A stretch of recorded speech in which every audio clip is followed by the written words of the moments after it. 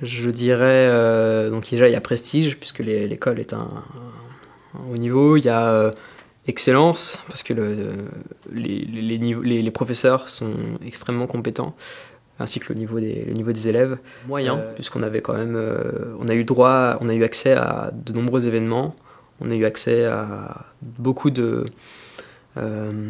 Le master spécialisé et Big Data commence à bien se faire connaître, et quand on dit qu'on a fait le master spécialisé Big Data dans à Télécom,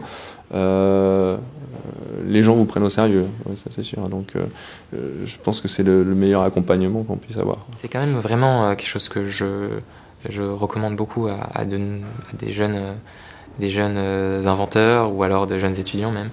Mais c'est difficile de me rappeler tout ce qui s'est passé, mais c'était vraiment quand même une super formation. Je savais que Télécom ParisTech est une école vraiment exceptionnelle. Donc quand j'ai appris que le master Big Data ouvrait et qu'il proposait ces cours-là, je me suis dit il faut absolument que je prenne cette opportunité. On sait aussi que le master spécialisé Télécom est une des premières formation dédiée exclusivement au Big Data. Ce qui fait qu'on peut aussi se dire, je suppose que les recruteurs se disent qu'on vient d'une formation qui est assez mûre relativement aux autres.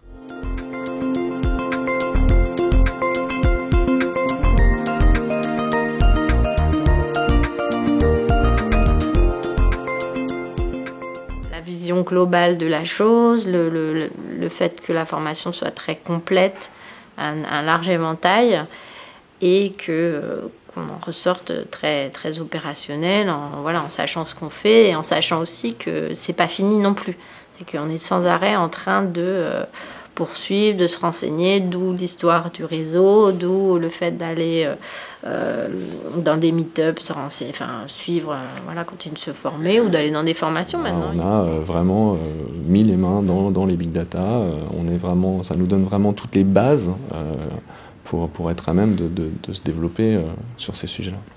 Donc c'est très rythmé, c'est assez bien découpé en modules, on monte bien en puissance et on a les outils aussi pour monter en puissance, pour pouvoir être capable d'appréhender le machine learning qui est un peu le Graal.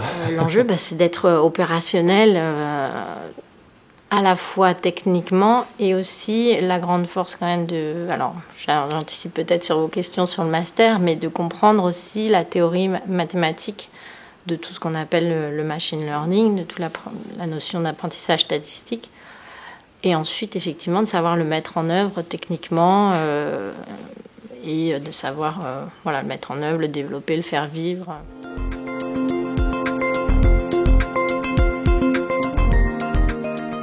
Très équilibré, je trouve, entre théorie et pratique, et on met très vite en application ce qu'on a appris de façon théorique. D'un point de vue étudiant, on apprend beaucoup de choses très pratiques.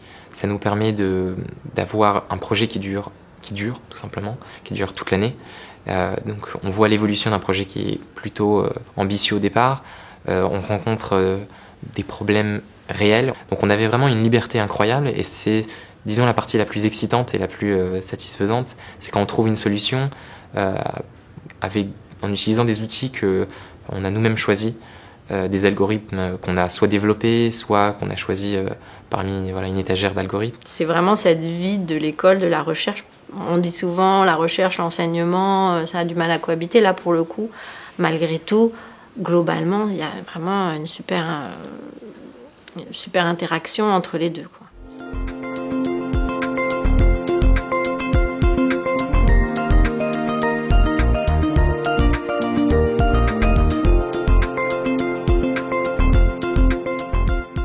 Pour moi, ça a été de partager et d'apprendre avec mes camarades qui venaient d'horizons différents. Le réseau qu'on se fait à Télécom ParisTech, finalement, on crée aussi un groupe qui s'entraide. De belles rencontres, une bonne expérience humaine aussi.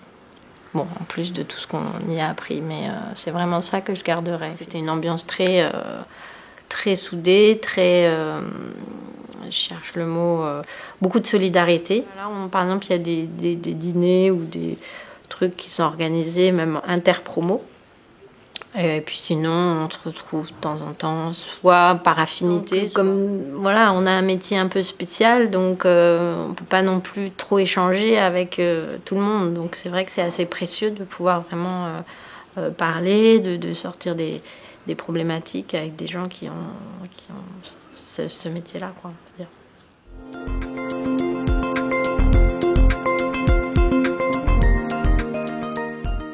Master Télécom a pu réadapter pour que des étudiants d'une diversité, d'un background très divers pouvaient s'adapter justement à ce genre de formation. Donc des gens qui n'avaient pas du tout un background très mathématique, qui n'étaient pas des geeks non plus, et qui arrivaient à trouver leur place et à apprendre comment on peut changer la manière dont une start-up ou une grande société fonctionne grâce à de la donnée, tout simplement. La qualité des professeurs d'enseignement, c'est quand même des gens qui sont à la pointe de la recherche sur tous ces domaines-là. Donc voilà, c'est ça en fait qui fait la grande force. Et le fait qu'ils s'adaptent à chaque fois un peu les enseignements en fonction de nos retours ou de comment se passent les choses.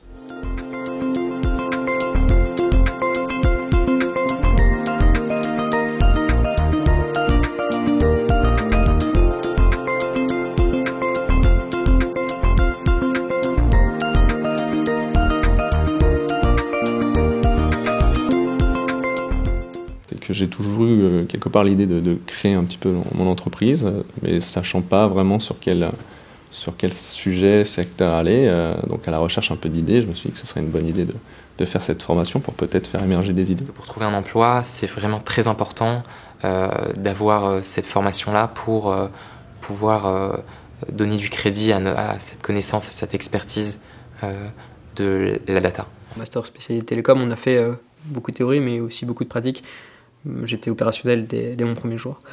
Les data scientists sont une denrée assez recherchée partout dans le monde. Et je sais que si demain je veux partir à l'étranger, j'aurai pas de difficulté à trouver un poste ailleurs.